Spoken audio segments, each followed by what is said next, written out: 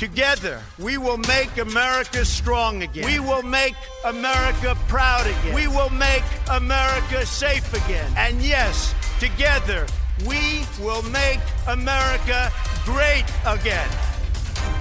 Fogo e Fúria. Ver o mundo a partir da América. E está de regresso o Fogo e Fúria, comigo Ruben Martins e, como sempre, com o correspondente do público nos Estados Unidos, Pedro Correiro. Viva Pedro! Viva Ruben! Hoje temos uma semana marcada pelo conflito judicial com a Casa Branca, mas também temos novidades no que toca à guerra na Ucrânia, com um telefonema entre Donald Trump e Vladimir Putin, a não ter dado grandes efeitos, mas já lá vamos. Para já, Pedro, o que é que se passa entre Trump e o Poder Judicial e até onde é que este conflito nos vai poder levar? Viva Ruben! E antes de mais, um pequeno pedido de desculpa aos nossos ouvintes, que chegamos esta semana com um bocadinho de atraso, mas de facto tem sido uma semana, aliás, várias semanas loucas de trabalho Muito para agitadas. mim e para ti, não é?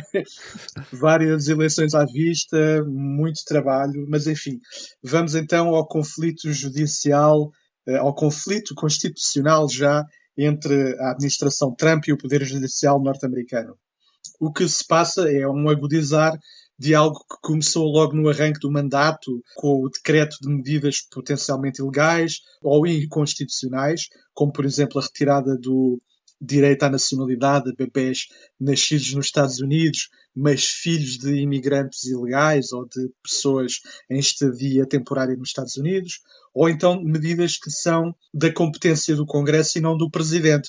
Por exemplo, o fim de agências como a USAID, ou hoje, previsivelmente, do Departamento de Educação, e a suspensão de verbas devidamente aprovadas pelo Congresso por decisão de Donald Trump e por decreto de Donald Trump. O conflito começa logo aí. Começa logo com esta leitura da lei da Constituição feita por Donald Trump, em que o Presidente tem um poder praticamente absoluto e superior ao Congresso, ao Poder Judicial. Portanto, o conflito começa aí. Esta teoria da superioridade do Presidente já era defendida há várias semanas, e aliás já era defendida antes até das eleições, por figuras, por exemplo, como o vice-presidente norte-americano J.D. Vance.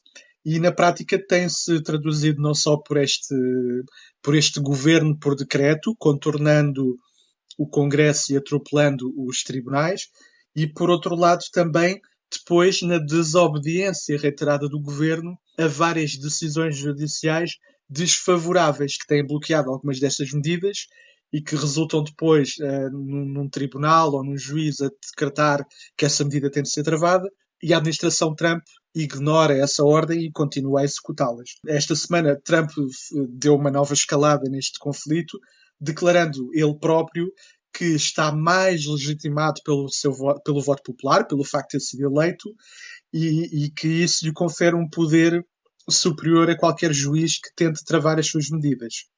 E outro aspecto dessa escalada foi que ele pediu o impeachment, o afastamento pelo Congresso do juiz James Boasberg, que foi o juiz que bloqueou durante o fim de semana, ou no final da semana passada, o recurso a uma lei de 1798, portanto há mais de 200 anos, que permitia ao presidente norte-americano decretar a deportação de um conjunto de pessoas supostamente ligadas a um gangue criminoso venezuelano para o El Salvador, para aquela cadeia que já apareceu nas notícias, uma cadeia de alta segurança, que é também uma espécie de campo de trabalhos forçados, e foram deportadas centenas de pessoas suspeitas então de pertencer a um gangue venezuelano para El Salvador. Mas o impeachment é de juízes, é um processo muito raro e que passa pelo Congresso. Há apenas 15 casos na história norte-americana e apenas 8 resultaram num efetivo afastamento dos juízes, e todos por terem cometido crimes graves, nomeadamente corrupção, num ou noutro caso até crimes sexuais e coisas ainda mais graves, e não propriamente por terem chateado um presidente. E é preciso também recuar 200 anos até ao presidente Thomas Jefferson para encontrar um caso de um presidente a querer livrar-se de um juiz incómodo para a sua agenda política. E nesse caso, o Senado até acabou por ilibar o juiz.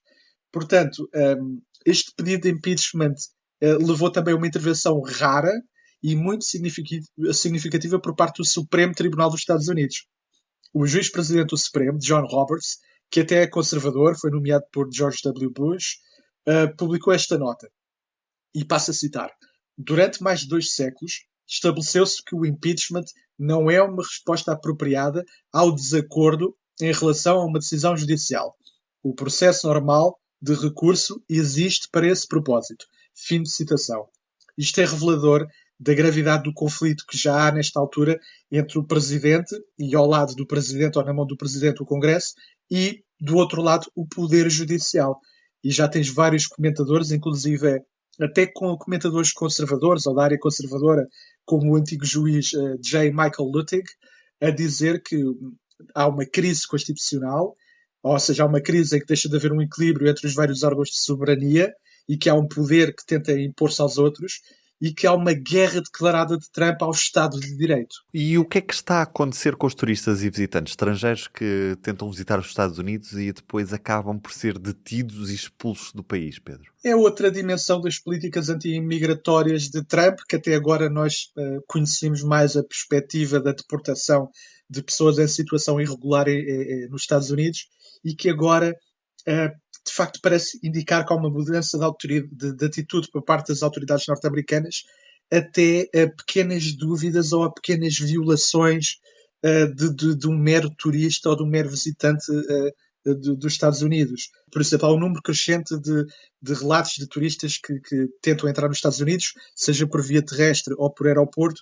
e que acabam, em primeiro lugar, interrogados de forma bastante agressiva e depois detidos, em vários casos até detidos por várias semanas e então depois deportados de volta para o seu país.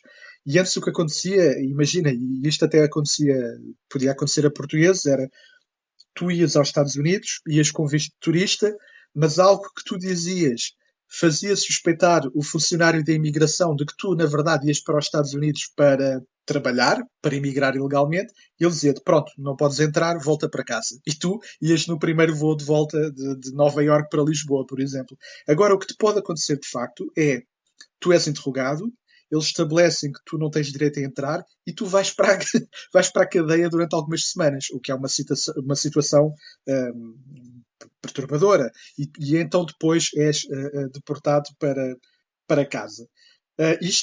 Há vários casos conhecidos, noticiados nas últimas semanas, como por exemplo 2 turistas alemães que tentaram entrar nos Estados Unidos através da fronteira do México com a Califórnia. Uma dos turistas, uma jovem mulher, chegou a estar 8 dias em confinamento, em isolamento. Recorda-me, Ruben, como é que é o termo em português? Em isolamento, certo? Sim. Numa situação de isolamento total dentro da cadeia e posteriormente várias semanas de detenção. O outro turista alemão terá sido detido apenas porque se baralhou a responder. O guarda fronteiriço terá perguntado qual era a morada dele, de onde é que ele vinha, e ele respondeu Las Vegas, que era para onde ele ia.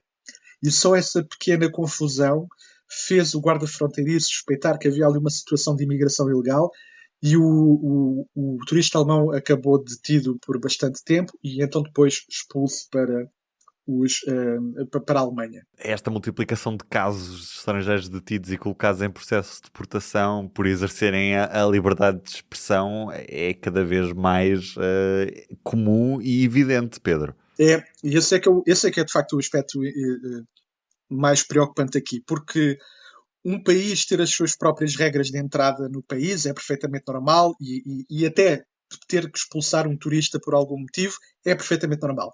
O que está a acontecer depois é outra questão, que é que multiplicam-se também os casos de tanto visitantes dos Estados Unidos como pessoas que emigraram legalmente para os Estados Unidos e que estão nos Estados Unidos de forma regular, que estão a ser detidos e expulsos por expressar pontos de vista que não são do agrado do governo norte-americano, quase como uma ideia de delito de opinião e de crime de liberdade de expressão. O caso mais conhecido nas últimas semanas é o de Mahmoud Khalil, um ex-estudante da Universidade de Colômbia, um sírio nascido filho de pais palestinianos, que tinha participado na organização de protestos pró-palestinianos na Universidade de Columbia, em Nova Iorque, durante o ano 2024. Ora, esses protestos são entendidos pela administração Trump como um ato antissemita e como um ato contrário à política externa norte-americana, e, recorrendo aqui também a outra lei antiga, de 1952, o chefe de diplomacia norte-americana, Marco Rubio, tem assinado, no caso de Mahmoud Khalil, mas também de outras pessoas, uma declaração que é: este cidadão estrangeiro é adverso à nossa política externa, portanto deve ser removido do país. Khalil está neste momento detido no estado da Louisiana e está em curso, de facto, encaminha-se para uma situação de deportação. Não é caso único. Há uma estudante indiana também da Universidade de Colômbia que, entretanto, fugiu para o Canadá porque já tinha a polícia atrás dela. Há outro estudante indiano que foi detido nos últimos dias, que pertencia à Universidade de Georgetown, em Washington, que foi detido. A defesa dele pensa que ele terá sido detido pelo facto da mulher, não dele, da mulher, ser suspeita de ser uma ativista pró-palestiniana.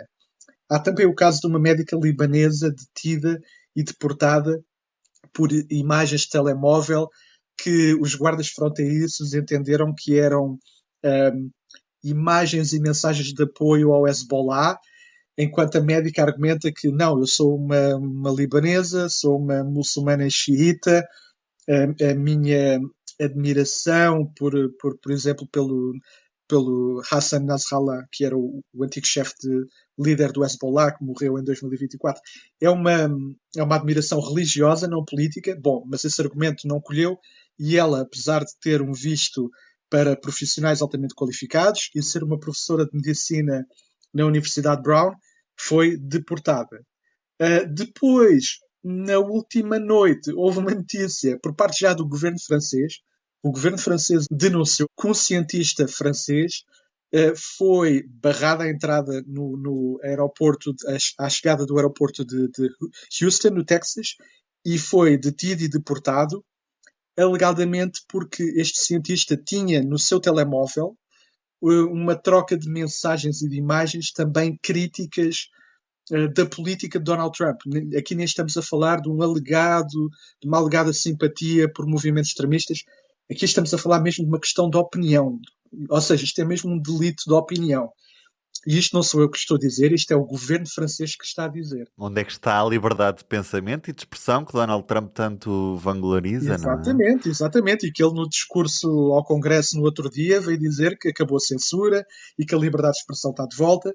Portanto, aqui está não só em causa a questão da liberdade de expressão, e é novamente também outro exemplo de como a administração Trump está a tomar medidas no dia-a-dia que contornam os tribunais, que se sustentam em leituras muito polémicas de leis muito antigas e raramente aplicáveis, e de facto avolumam todo esta ideia de erosão de direitos e de conflito entre o presidente e os tribunais.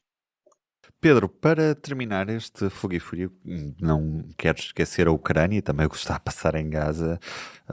Na Ucrânia, lembro-me de Donald Trump ter prometido acabar com a guerra em 24 horas, não é? E onde é que elas já não vão a essas 24 horas, a essas semanas com que rapidamente Donald Trump ia resolver o conflito na Ucrânia. Esta semana falou com o presidente russo, Vladimir Putin, falou também com o presidente ucraniano e pouco ou nada conseguiu na realidade. Portanto, esta Heart of the Deal de Donald Trump está muito longe da sua eficácia de outras eras, Pedro.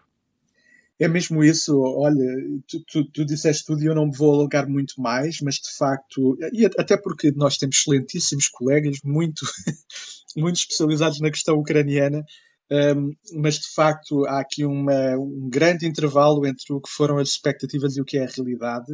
A tática de fazer a Ucrânia ceder em toda a linha à Rússia, nem isso parece estar a suscitar da parte da Rússia uma grande abertura para um cessar-fogo no imediato e depois para uma negociação de paz mais permanente, apesar de nos últimos dias houve de facto esse desenvolvimento interessante de primeiro um contacto telefónico direto com Vladimir Putin e depois um contacto telefónico direto de Trump com com Volodymyr Zelensky, o que é positivo porque há claramente uma tentativa de desanuviamento de um clima tenso que se gerou entre os dois presidentes, entre o americano e o ucraniano, depois daquele episódio na Casa Branca, mas, de concreto, desses contactos bilaterais e dessa tentativa de pôr ucranianos e russos a falar, para já, até o momento, não há nada.